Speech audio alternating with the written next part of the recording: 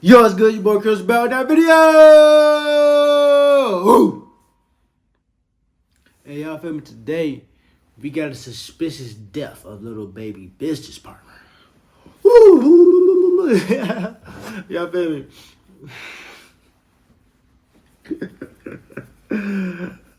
Y'all feel me? Hey, subscribe and hit the like button for more content. Y'all feel me? And we finna tune to this video. See what little baby got going on, man. Hit that like button though. Yeah. Wanted to make money outside the rap game and opened up a seafood spot with his homie Chad Dillon. Chad Dillon wasn't a street dude, and that's why nobody knows why he ended up getting brutally killed in broad daylight.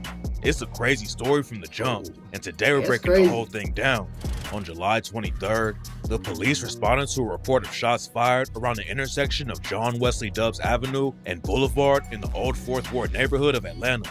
When cops rode up to the scene, they found Lil Baby's homie Chad Dillon sitting in his Rolls Royce. The shooter caught Chad several times, and he was already bleeding out by the time cops got to him. The police tried to save his life, but it was too late, and Chad tragically ended up dying from the gunshots. Nobody knows who pulled the trigger on Chad or why they wanted to take him out, but the cops think it was a targeted hit and not just a random shooting. Plus, it went down in the middle of the day in a busy area, so it seems like the shooter must have had a reason to crash out like that. What makes the situation really weird is that Chad wasn't in the neighborhood he usually hung out in. He was only in the area to check out a property where he wanted to put a new restaurant, so it's not like people were used to seeing him around there. That's why rumors are flying that somebody close to Chad set him up, but there's no evidence to back the story up right now. After the news broke about Chad dying, Lil Baby posted a photo of himself with Chad and said, "Damn, big buddy, get your rest."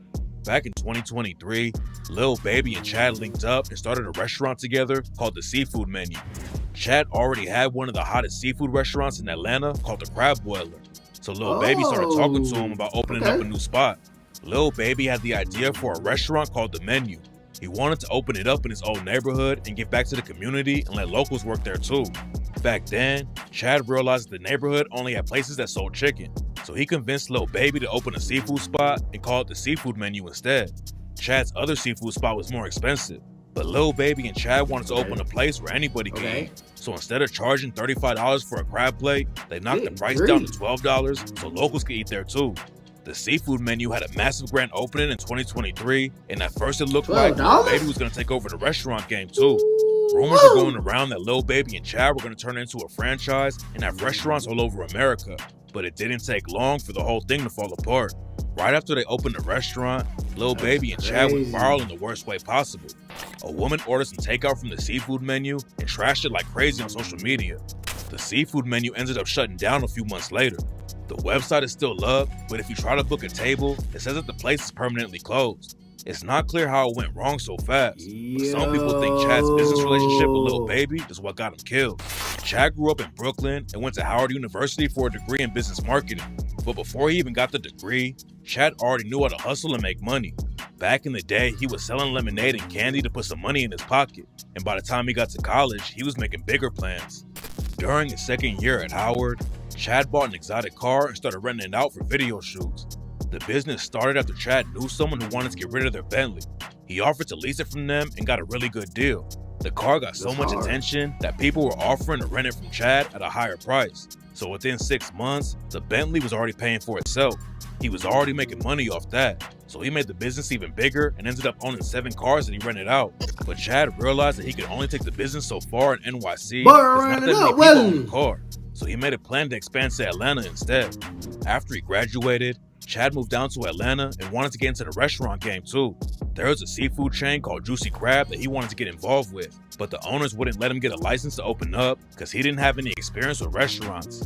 Chad wanted to open up a seafood spot in Buckhead, Atlanta because there wasn't anything like that in the area. So when Juicy Crab turned Chad down, he invested everything he had into opening his own place called the Crab Boiler. Opening a restaurant could be risky, and it was even worse because Chad was trying to open the Crab Boiler during the COVID pandemic. He didn't let any of that stop him though. In the first year the restaurant was open, Chad did over $8 million in sales. Crab Boiler became one of the hottest spots in Atlanta, and the place even had major rappers pulling up to eat. I need to go try that. I can't count. I really need to go try that because I low-key like eating some crab legs. So, you know, might need to go try some crab legs. Yeah. Big celebrities like Allen Iverson, Offset, and Ja Rule were eating there, which brought a ton of hype and made everyone want to eat there. Chad also had big plans to open up more restaurants, including an Italian restaurant, an Asian fusion spot, and a fish and chicken shop. Chad Dillon had a ton of success in the city, and he was always trying to give back to the community.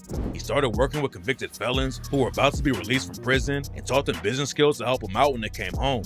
Chad taught a 13-week business course inside the prison and let the inmates pitch their business ideas to him. And at the end of the program, Chad gave a bunch of them money to start up their own businesses. Everyone who worked with Chad said he was a great dude who just wanted to help people out. He handed out free turkeys at Thanksgiving, and one of Chad's employees told reporters, he was great with the youth, he was great with people, he was an amazing man. That's why everyone was shocked when the news broke that Chad had been shot and killed in broad daylight. Chad was working on opening up a new Jamaican restaurant in the area where he died, and according to reports, he was walking back to his car when the shots started going off. Chad was driving a Rolls Royce and obviously had some money, but the cops don't think it was just a random robbery. Rumors are flying that Chad linking up with Lil Baby is what got him killed. Lil Baby has real ties to the streets and came up moving weight in Atlanta. Lil Baby was in the streets at a young age after his dad left the family when he was only 2, and that's when Baby dropped out of high school in the 9th grade to sell drugs. He was arrested multiple times for possession with intent to sell and was sentenced to 2 years in prison in 2014. After Lil Baby got out, some of the dudes he grew up with, like Young Thug and Gunna, were blowing up in the music industry. Lil Baby was already known in the city for selling weed and gambling with all the famous rappers in Atlanta. So he decided to start making music as a way to make it out of the streets because he was already well known in the city, and it didn't take long for him to blow up. He made it out of the trenches and into the rap game, but some people think Baby's past in the streets got Chad wrapped up in a bad situation. Other people think Chad had shady business deals in the city and something went left for him. Rumors are going around that somebody dropped a bag on Chad's head, and that's why the shooter was ready to crash out in the middle of the day. But there's no evidence to back any of the rumors up right now. Nobody knows what really went down, but it sounds like the shooter followed Chad to the new restaurant location and waited outside for him. And when Chad came out to leave, the shooter popped out and killed him. It's not clear what happened, but Chad's death is going to have a major impact on Atlanta. He had a lot of love in this city even though he wasn't from there. And in just a few years, he was able to turn a new seafood spot into the hottest restaurant in the neighborhood and give back a ton of money to the community. Tap in for updates, because there's definitely more to this story that hasn't dropped yet. Low-key, wow, bro was really... Building your own... Hey man, pause. I didn't know who that even was, but bro was low-key lit. Bro was lit. He had the food chain. Ooh. Ooh. But that's sad to hear, though. Ain't that sad to hear. But I feel that conclude the video.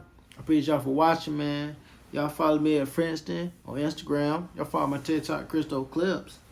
And y'all follow my code member page, Lexivide Studios, man. Yeah. Hit the subscribe button, hit the like button, though. Yeah. And I got y'all. Peace. I catch y'all this one. Get the dough. If I ain't get paid, I ain't doing the show. Shit, I'm finna.